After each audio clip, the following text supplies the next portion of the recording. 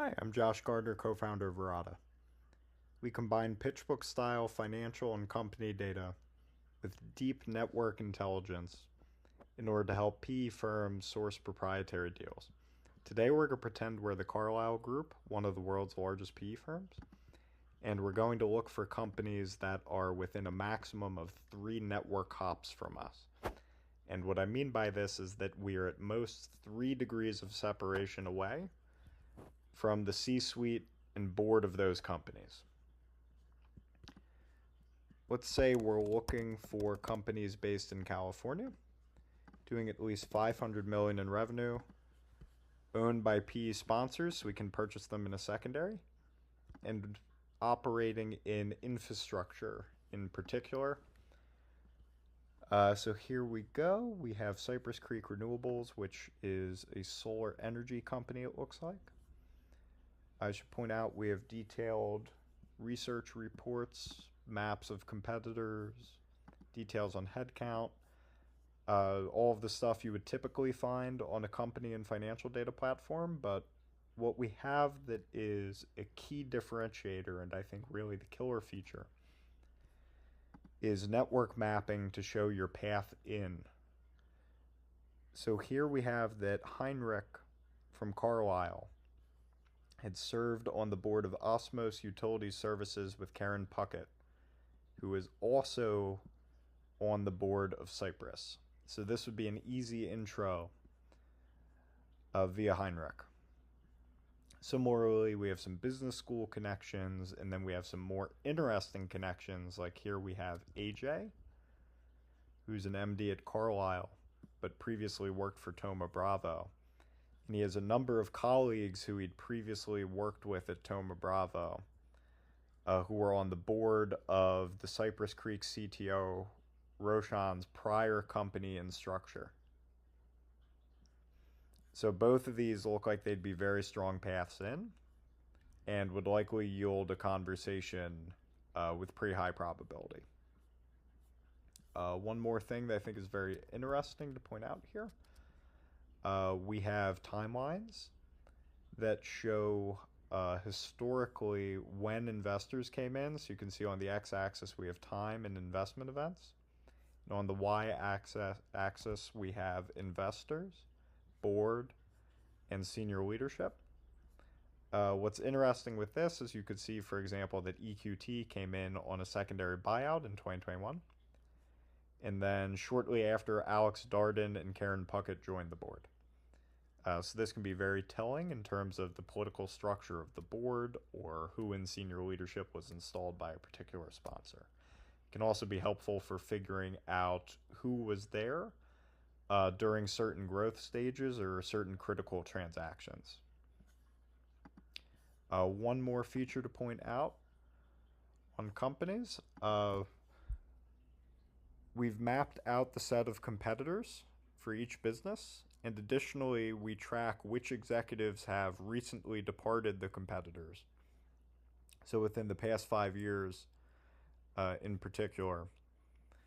And these folks can serve as potentially deal advisors to help you better understand the company, its competitors, the market, the headwinds, the tailwinds. Just in general, these people can serve as deep experts on the space, and later on they may make good board members or somehow be able to assist with value creation. Next up, I would like to show you our contact search features. So we have 2 ways of searching. One is over companies, the other is over contacts. So here, let's look for people who are within 2 hops of Carlisle. Maybe I'm looking for current CFOs. I would like them to be running companies that are owned by PE sponsors outright, so PE majority control and maybe at least 500 million in revenue. Let's narrow this down a little bit. Maybe I want CFOs who are in software. And let's open some of these profiles and see. Okay, so here we go. Looks like we have some business school connections to John. See who else we have. We have Paul,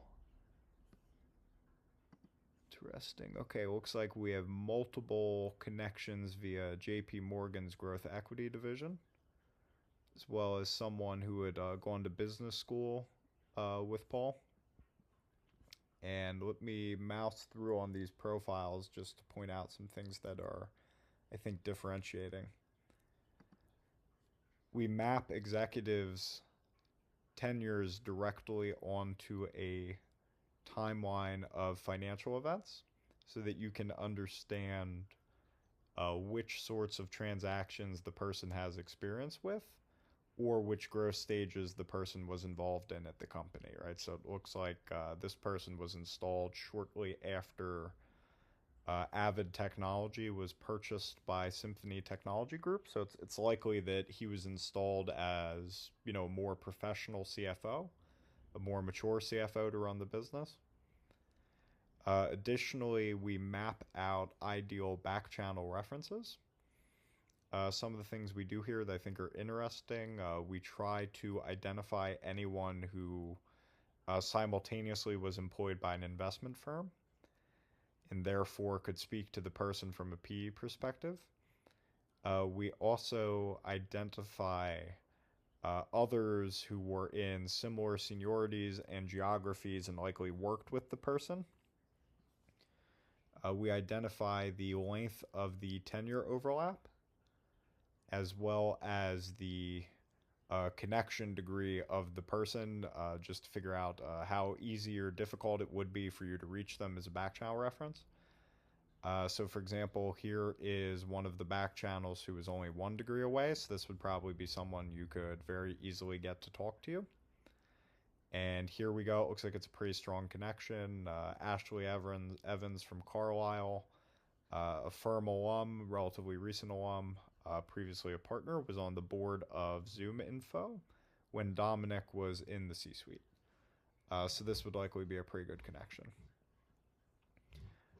Anyway, that is our platform at a very high level. We have a variety of use cases ranging from proprietary deal sourcing to due diligence to finding portfolio operators or diligencing prospective portfolio operators.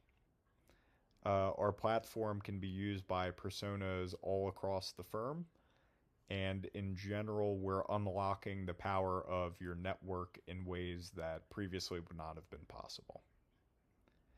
Anyway, I appreciate you listening to the demo video, and I would love to give you a live demo if there's interest. There's a form on our website, or feel free to email me directly, josh@veratainsight.com. Looking forward to talking.